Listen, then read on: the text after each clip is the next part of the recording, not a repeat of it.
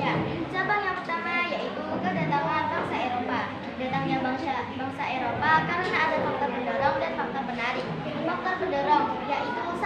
Zaman Renaissance atau zaman pencerahan. 2. Jatuhnya Konstantinopel ke tangan Kekaisaran Turki Ottoman. 3. Semangat mewujudkan misi 3G, yaitu God, emas, glory, kejayaan, dan gospel agama.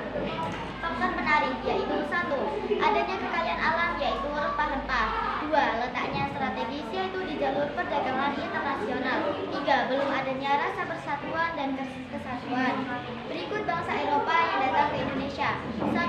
Bangsa Portugis dan Spanyol. Bangsa asing yang pertama kali datang ke Indonesia adalah bangsa Portugis. Portugis tiba di Maluku pada tahun 1522 dan disambut baik oleh kerajaan Ternate. Pada tahun 1521, Spanyol tiba di Maluku dan disambut baik oleh kerajaan Tidore yang merupakan lawan dari kerajaan Ternate. Portugis merasa terusik dengan kedatangan bangsa Spanyol dan mereka bersaing untuk dapat menguasai perdagangan rempah-rempah di Maluku. Nah, persaingan ini berakhir dengan disepakatinya perjanjian Saragossa. Yang kedua yaitu bangsa Belanda. Belanda merupakan yang paling lama menjajah Indonesia. Pada tahun 1596, Belanda tiba di Banten di bawah pimpinan Cornelis de Houtman. Namun mereka terusir dari Banten karena bersikap serakah dan kasar. Kemudian pada tahun 1598, Belanda tiba di Maluku di bawah pimpinan Jacob Cornelissen van Eyck. Ekspedisi ini mengawali berbagai ekspedisi selanjutnya dan Belanda membentuk Persatuan Dagang Hindia Timur atau VOC pada 20 Maret 1602. Tujuan Belanda membentuk VOC yaitu 1. Memperkuat berdagang Belanda. 2. Menghindari munculnya persaingan. 3. Membantu pemerintah Belanda. 4. Mendukung keinginan Belanda. Kemudian VOC mengalami kebangkrutan dan resmi dibubarkan pada 31 Desember 1799. Yang ketiga yaitu bangsa Inggris. Inggris telah berdagang di Indonesia sejak tahun 1811 sampai 1816. Inggris telah singgah di Sulawesi, Maluku, dan Jawa, serta berhasil membawa rempah-rempah. Inggris menguasai Indonesia melalui perjanjian Tuntang. Pimpinan Inggris yaitu Thomas Stamford Raffles, dan akhirnya Inggris meninggalkan Indonesia pada tahun 1816.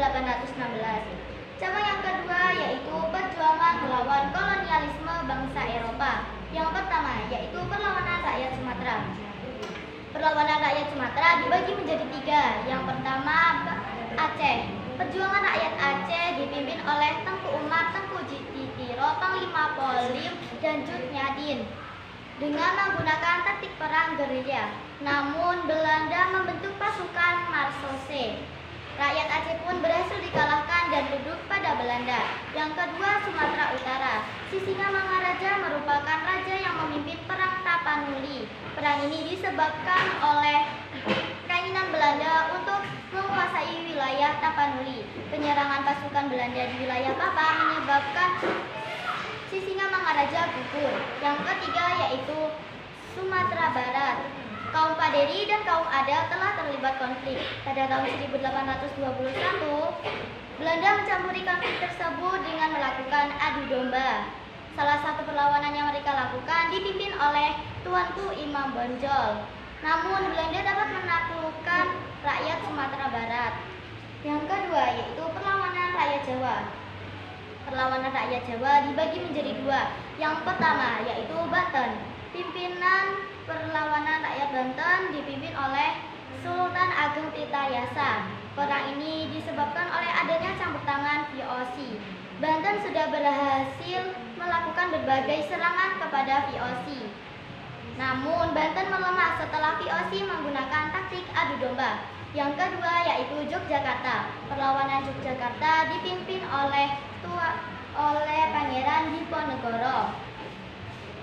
Perang ini dilatar belakangi oleh Belanda yang mencampuri urusan Kesultanan Yogyakarta dan memasang patok-patok batas pembangunan jalan.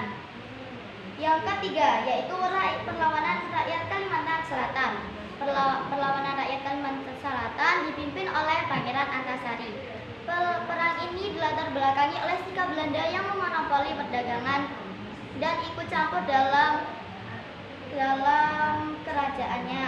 Yang keempat yaitu perlawanan rakyat Maluku. Perlawanan rakyat Maluku dipimpin oleh Patimura. Patimura sudah beberapa kali berhasil mengalahkan Belanda, salah satunya yaitu menghancurkan benteng Groenesteyn. Yang kelima yaitu perlawanan rakyat Bali. Perlawanan rakyat Bali dipimpin oleh Raja Buleleng. Kerajaan-kerajaan di Bali memiliki hak tawar karang, yaitu hak istimewa untuk merampas kapal-kapal yang karam di perairan laut. Cabang yang ketiga yaitu pergerakan nasional. Adanya pergerakan nasional tujuannya yaitu meraih kemerdekaan. Contoh nama organisasi Pergerakan Nasional Indonesia. 1. Budi Utomo, tokoh pendirinya Sutomo. Yang kedua, Sarekat Islam, tokoh pendirinya Haji Samanhudin. Yang ketiga, Muhammadiyah, tokoh pendiri